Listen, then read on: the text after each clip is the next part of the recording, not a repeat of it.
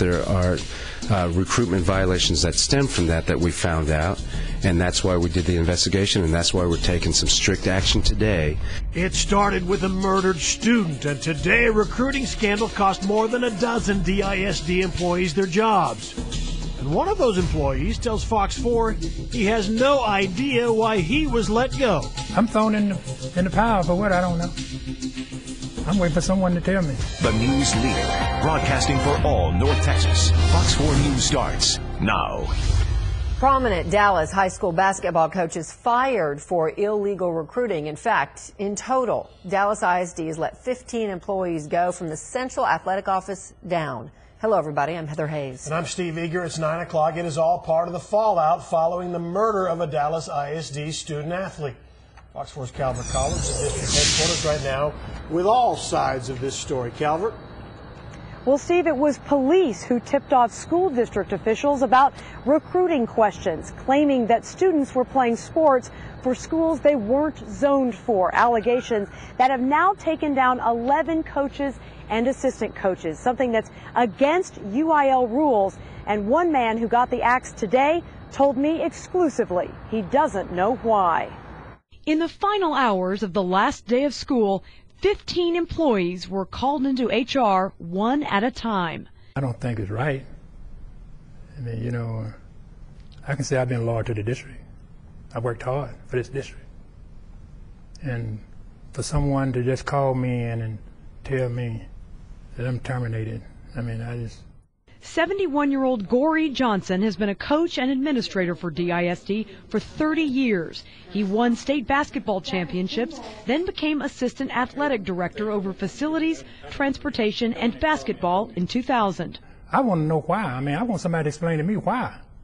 I mean, you know, that's all I want. I mean, if they feel that I need to go, but tell me why. I mean, what did I do?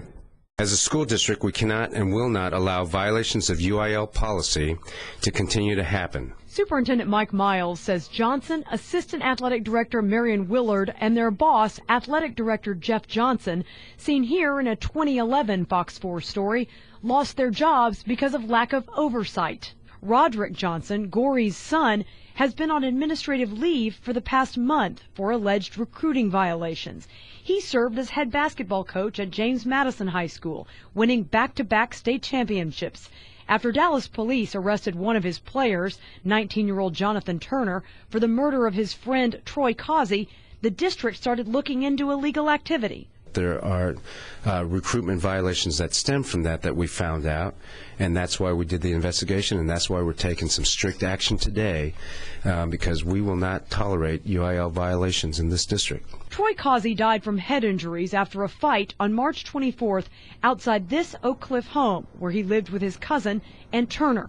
Causey, a senior and special education student, transferred this year from Richardson to Wilmer Hutchins to play basketball.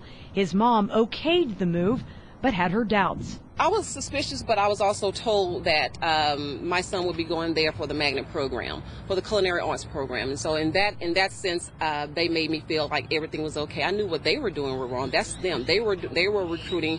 I understand that. Like Roderick Johnson, Causey's coach and special ed case manager John Burley was suspended around the same time Turner was arrested last month.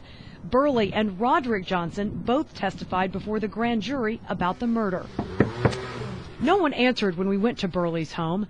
The district fired other coaches and assistant coaches at Wilmer Hutchins, Madison, and Conrad high schools. I believe he failed my son as far as protecting him and making sure that the necessary steps were followed to keep my son in a position where he couldn't be harmed.